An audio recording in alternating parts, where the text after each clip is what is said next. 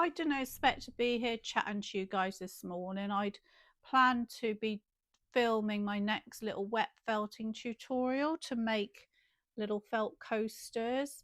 But unfortunately, I've not been brilliant the last few days and my joints have flared up, so they're a bit painful and sore. So wet felting's off the agenda for the time being.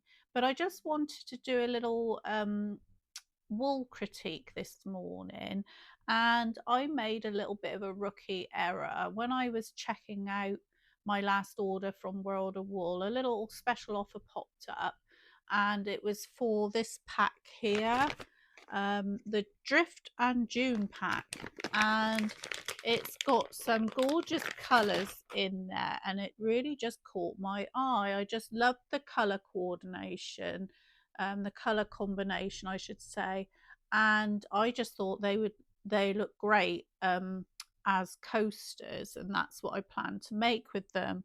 Anyway, I didn't check to see what wool it was, what the micron count was. I just looked at the colors, clicked on the thing and bought it, and it was a good price. It was £2.40 for each color is, I think, 20 or 25 grams. So yeah, I thought that'd be brilliant for my project. It takes all the hassle out of deciding what colors to use. I don't have to look at my color wheel to select the colors.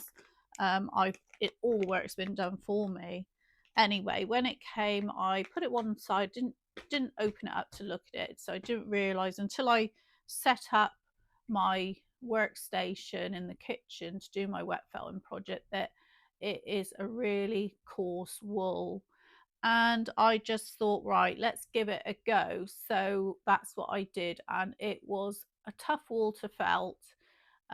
So anyway, I did persist and I got the job done, and I'm fairly happy with the results, but I think this would be far too tough for a beginner to use. The coarser the wool, the harder it is to felt. So a finer wool, like a merino, will felt much quicker, and you'll get, the shrink, it will shrink much easier. This one took a lot of work to do, but I do still love the colours, and I will use these at home. They're not 100% as I would have wanted them. The heart definition, it kind of lost it. I put that in using a cookie cutter and then placed the wool in and felted it down. Whereas next time I think I would make a pre-felt, cut it out to the shape I wanted, and then put it on. And I have stitched round it to give it some definition. Some are a bit better than others. I like that one. Yeah, I do love these color combinations. I just think that's really gorgeous. And it is a lovely little project to do, especially for beginners, because you do learn a lot of skills. So we will be doing that, but not for a couple of weeks yet. Yeah, this wool, it's I think I said it's a Cheviot, and it's 30 to 35 microns, and it's used a lot for carpet making. I did have to look this up, by the way. I don't just know it off the top of my head. So I looked it up to see, because I'd never used it before.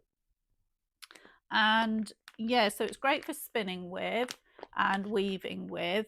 And you could use it for needle felting projects, because coarser wools are great for needle felting. And you could use it in needle felted pictures. I think it would work really well.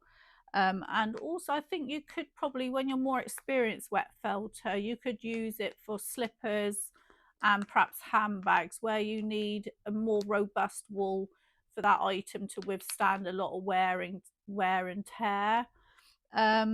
So yeah, so I'm not going to discard it. I probably will try it, and I may even have a go at making a hat with this.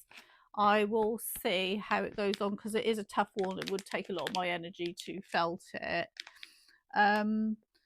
So yeah, so just a word of warning: when things pop up at the checkout, don't just click, oh yeah, get seduced by the beautiful colors like I did. Just stop for a minute, check to see if that wool is what you want it you know, it's what you think it is, and that it's going to do the job that you're hoping for it to do.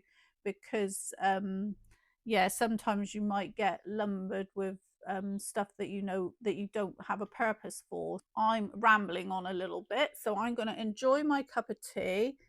um Wish you happy felting, and yeah, see you again real soon.